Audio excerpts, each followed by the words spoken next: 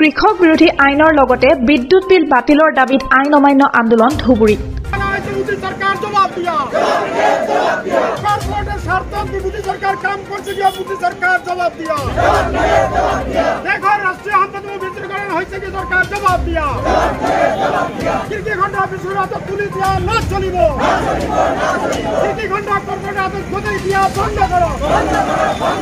নিখিল ভাৰত কৃষক সভা আৰু AIKKMS CITU আৰু কৃষক মুক্তিৰ যৌথ উদ্যোগত কৃষকৰ আইন অমান্য আন্দোলন। কেন্দ্ৰীয় চৰকাৰে গৃহীত কৰা 3খনকৈ কৃষক বিৰোধী আইনৰ বিৰুদ্ধে দিল্লীৰ ৰাজপথত কৃষকসকলে ধাৰাবাহিক আন্দোলন কৰি অহাৰ সময়তে ৰাজ্যৰ ভিন্ন প্ৰান্তত কৃষকসকলে সাব্যস্ত কৰিছে প্ৰতিবাদ।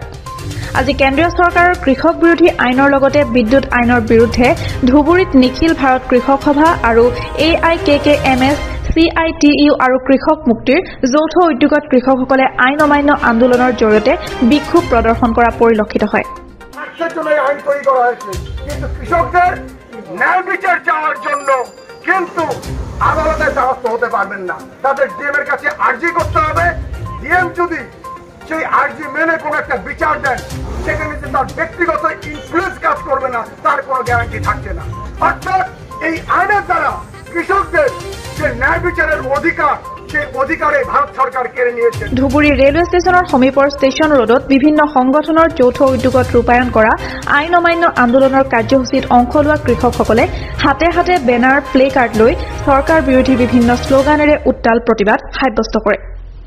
উল্লেখ্য যে এনে প্ৰতিবাদৰ পিছতো কেন্দ্ৰীয় চৰকাৰে গুৰুত্ব আৰোপ নকৰিলে পৰৱৰ্তী সময়ত ভয়াৱহভাৱে আন্দোলনৰ কাৰ্যসূচী ৰূপায়ণৰ হুংকাৰ বিভিন্ন সংগঠনৰ।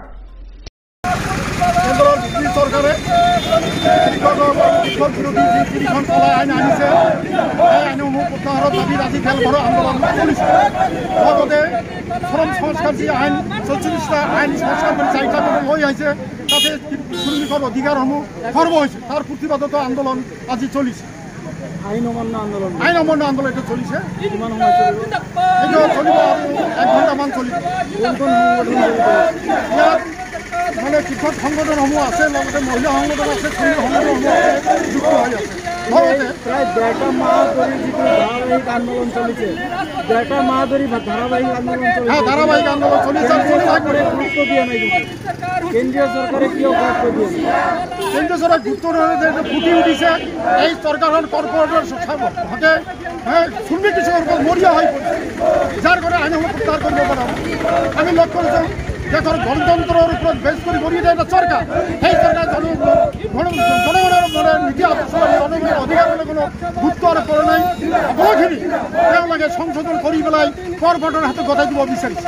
যেতিয়ালৈকে এই আইন প্ৰত্যাহাৰ কৰা নহয়, এই আন্দোলন আমি মানে অনধিকাৰলৈকে চলিব। ইপিনে আইন অমান্য আন্দোলন কৰাৰ বাবে আটাইকেইজন প্ৰতিবাদকাৰীক গ্ৰেপ্তাৰ কৰে ধুবুৰী আৰক্ষী প্ৰশাসনে। ইয়াতে বহুকেইটা সংগঠনে সহযোগ কৰিছে। CITU আছে, কৃষক মুক্তি আছে, SFI আছে, বহুত বিভিন্ন সংগঠন আছে।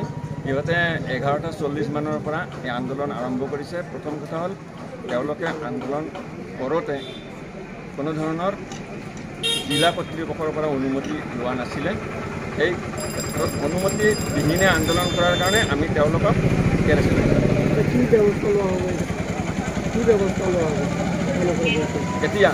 এতিয়া আমি ইহঁতক ৰাখিম, ডিটেইন কৰি পেলাই ৰাখিম। ৰখাৰ পিছত ইহঁতৰ এক্টিভিটিজ লক্ষ্য কৰি পেলাই পিছত আমি ৰিলিজ দিয়াৰ ব্যৱস্থা কৰিম। ধুবুৰীৰ পৰা ছয়িদুৰ ৰহমানৰ ৰিপৰ্ট, অসম টুডে।